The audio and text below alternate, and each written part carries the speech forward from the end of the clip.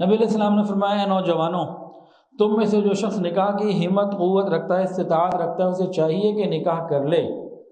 نکاح کرنا نظر کو جھکاتا ہے، شرمگاہ کو بہت محفوظ رکھتا ہے۔ نکاح کی اہمیت کے بارے میں ایک اور اسٹیٹمنٹ سنیں نبی علیہ السلام کی حدیث، فرمایا جو نکاح کی قدرت رکھتا ہو پھر نکاح نہ کرے وہ ہم میں سے نہیں۔ اس سے زیادہ اور کیا کسی کو کوئی سمجھایا جائے؟ تو امت ہی نہیں رہا، تو نبی کا کلمہ پڑھتا ہے، وہ کہتے ہیں تو میرا نہیں۔ اس سے زیادہ کیا بات آئے گی نکاح کے حوالے سے؟ تو والدین کو چاہیے کہ اپنے بچوں کے نکاح کا بہترین وقت جو جوانی کا اصل وقت ہے اس میں کریں۔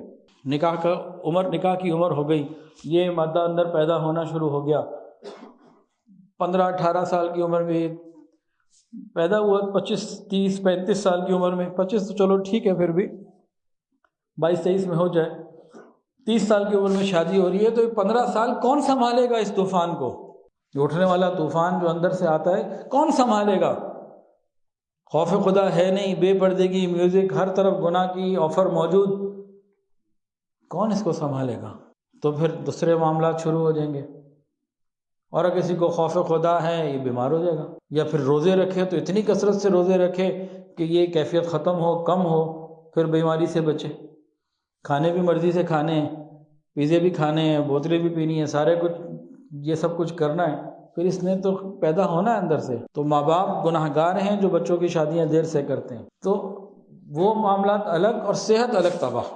یاد رکھیے، جس جانور کو حلال طریقے سے ذبح کریں صحت اس کا گوشت صحت مند، اسی جانور کو حرام طریقے سے ذبح کریں تو اس کا گوشت صحت کے لیے نقصان دہ۔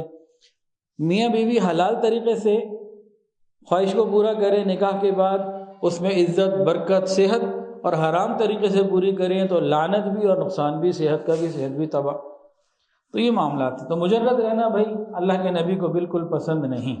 نبی علیہ السلام نے تنہا رہنے سے منع کیا، مجرد کہتے ہیں اس کو، مجرد یعنی پہلے ہی نکاح نہ ہوا، یہ بھی منع کیا نکاح کرو۔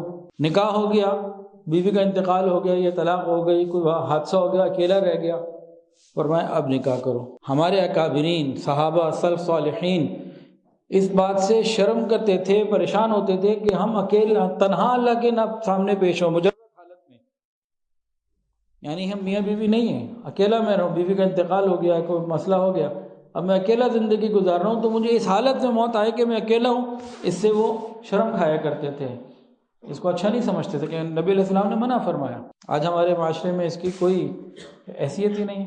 تو نکاح کرنا اتنا اہم ہے۔